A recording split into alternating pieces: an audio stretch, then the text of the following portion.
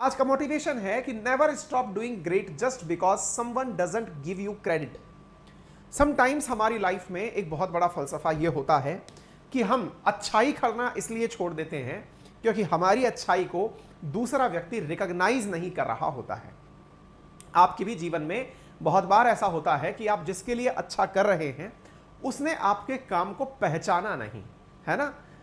अब जब वो पहचाना नहीं, या फिर हम में से बहुत सारे लोगों की जीवन में ऐसे लोग भी मिलेंगे और ऐसे आपके सराउंडिंग में लोग होते भी हैं जो कहते हैं कि भाई मैं दुनिया के लिए करता तो बहुत हूं लेकिन मुझे जस प्राप्त नहीं हुआ, यानी कि उस व्यक्ति ने मुझे रिकॉग्नाइज नहीं किया कि मैंने उसकी इतनी मदद की।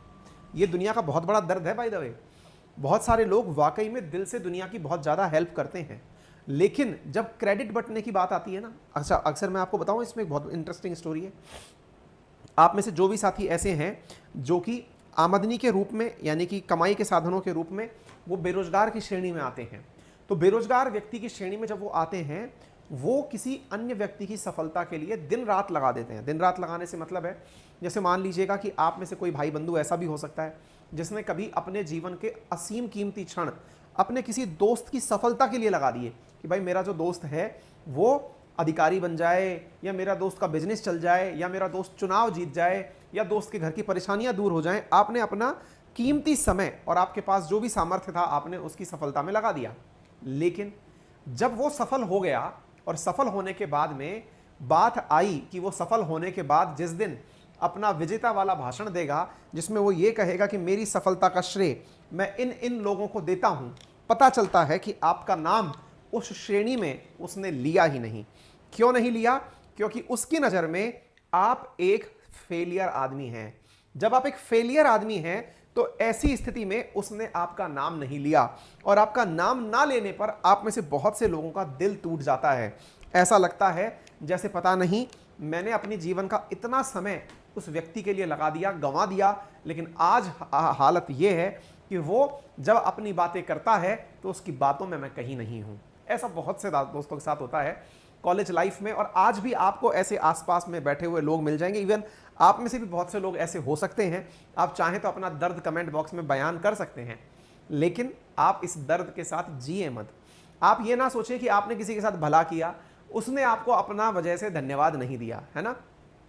उस क्रेडिट के लिए हालांकि लड़ाई हर व्यक्ति लड़ता है। आज मैं भी जब आपको पढ़ाता हूं तो यही कहता हूं कि भाई एक बार अगर वीडियो पसंद आ गया हो तो लाइक कर देना, कारण ये भी तो वो क्रेडिट ही है जिसकी चाह में मैं आपसे कहता हूं कि यार देखो मैंने आपके लिए मेहनत की तो कम से कम आप वीडियो को लाइक और शेयर तो कर दो।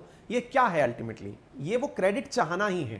क्रेडिट का मतलब समझ गए अब आप कि भाई कम से कम मैं आपसे रिवर्स में कुछ अपेक्षा रख रहा हूं। हालांकि अगर हम भगवान श्री कृष्ण की बात माने तो अपेक्षा रखना गलत है, लेकिन आज के जमाने में अपेक्षा से ही हम दोनों को एक दूसरे से मोटिवेशन मिल रहा है।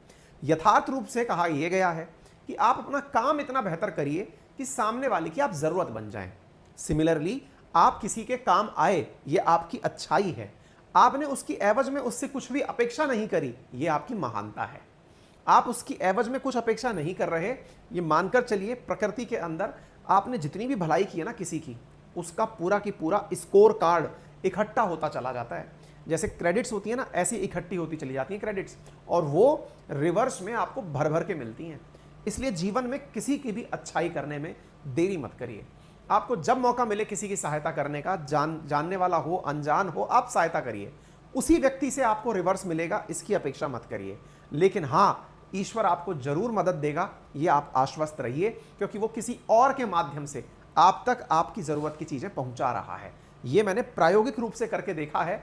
मैंने जिनके लिए भला किया उनसे तो भले ही मुझे कुछ ना मिला, लेकिन किसी और ने उनके हिस्से का हाथ मेरे तक बढ़ाया। इसका रिवर्स भी उतना ही ट्रू है ना। कभी सुनाएंगे ये कहानियां भी आपको जीवन में, कब कब किसी किसी ने मेरी सहायता की, कैसे मुझे लगा कि हाँ ये ईश्वर का ही हाथ है ना।